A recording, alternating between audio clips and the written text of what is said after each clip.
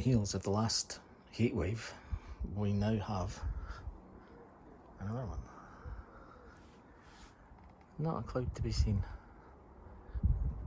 This is Scotland. I keep having to remind myself of that. Sorry, if I keep saying that, I'm not trying to annoy anyone.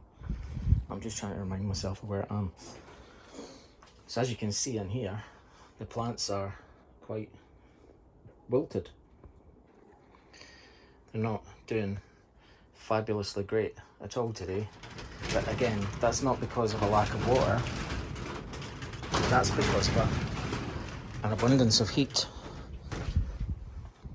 So they're kind of dripping to save themselves a little bit, sending the water where it needs to be and out of their leaves a little bit. And later on when it cools, they'll start puffing up again, which is fine. But I watered them today anyway. Something, it's part of my strategy of trying to get rid of the infestation of aphids by trying to raise the temperature in here a little bit. And I tried something different the other day. What I did was, I left this line, I'm so untidy. This, to clear off the dirt off of that, if you can make that out, I bought a little ladybird larva. Ladybug larva for Americans. Here's a clear box here.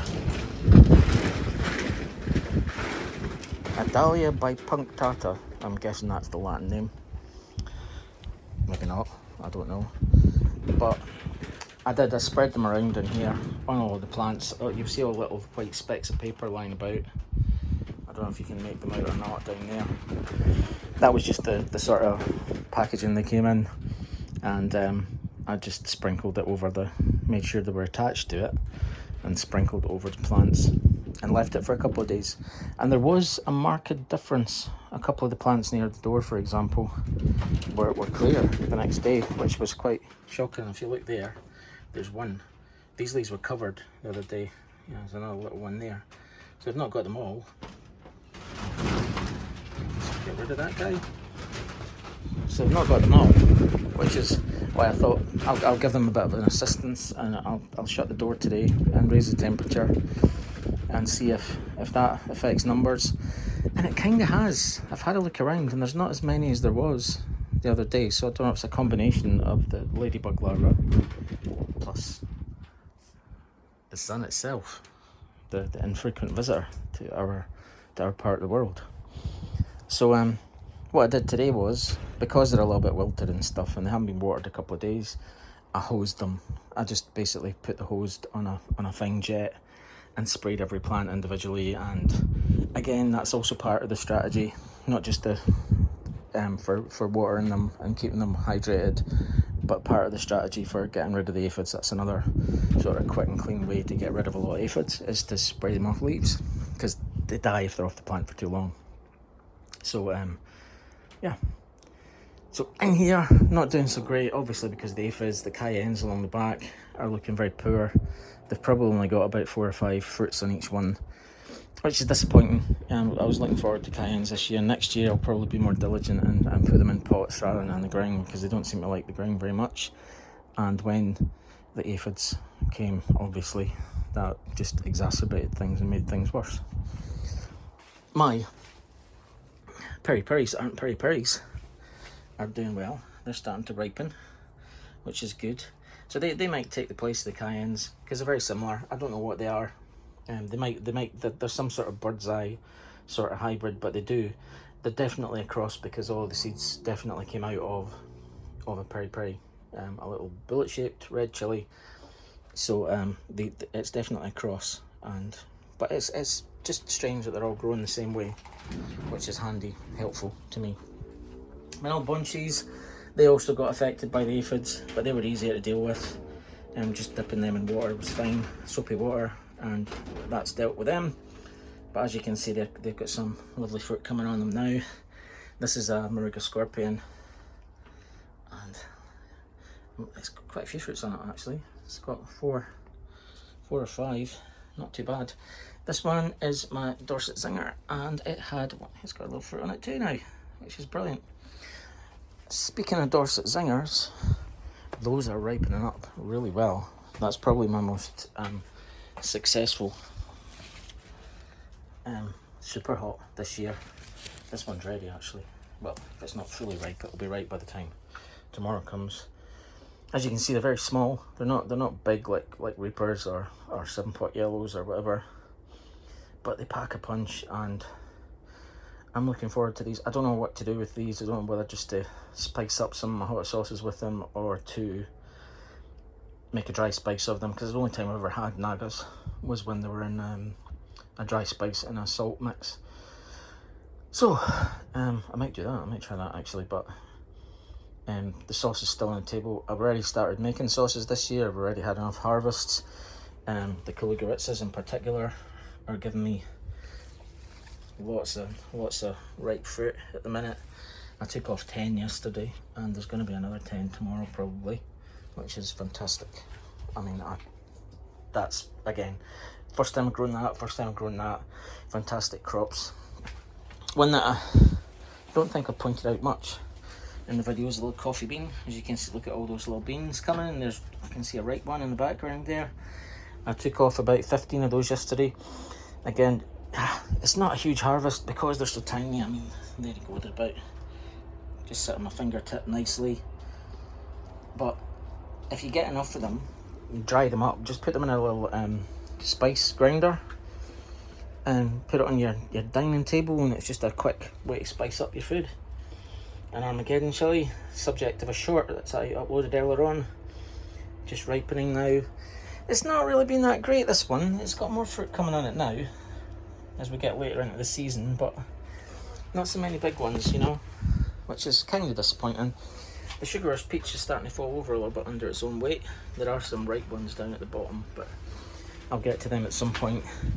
Kashmiri Murch is doing very well. It is loaded with fruit. I think it might take the place of my cayennes this year. The Brazilian Starfish, which was quite late in fruiting, is coming along great guns. It's got some great sort of little fruits on there. It's not got many, but as long as I get one or two to save seed from, I'm happy. I just actually spotted a ripe hot chocolate, or a ripening hot chocolate. Look at that. They are beautiful. That's probably the biggest one I've ever grown. In fact, there's a ripe one underneath it. There you are. A ripe one under there. So I'll be picking them later on. I've made sauces with them. I made sauces with them last year. I made an actual sauce called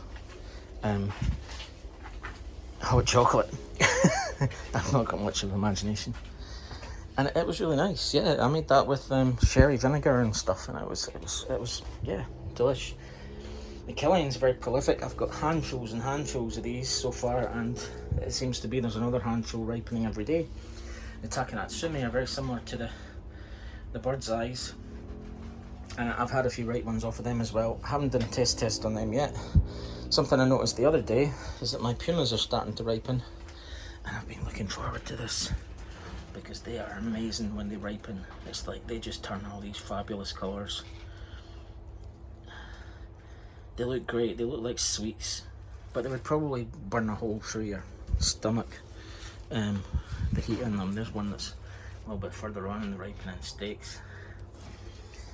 If I look under here, we might have a ripe 7-pot yellow today.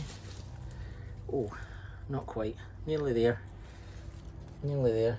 There's a couple sort of borderline there. I've got a few up the road, which is okay. I won't be doing taste tests on them, so don't look forward to that. I'm not stupid. The other Kashmiri Murch that has completely surprised me, because it's in the polytunnel, and not everything is doing great in the polytunnel, but one that is doing great is my sweet banana, which has got lovely amounts of fruits on there. I'm looking forward to. My tomatoes are doing fantastically well this year. There's going to be plenty of ketchup, spicy or otherwise. That'll be fantastic. But I brought you in here to look at this.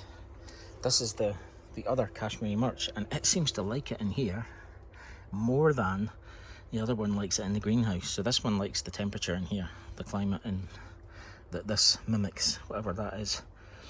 And these, again, as I say, I might actually get enough of these to make up for the fact that my cayennes are rubbish this year. Down here we've got our Malawi bird's eye.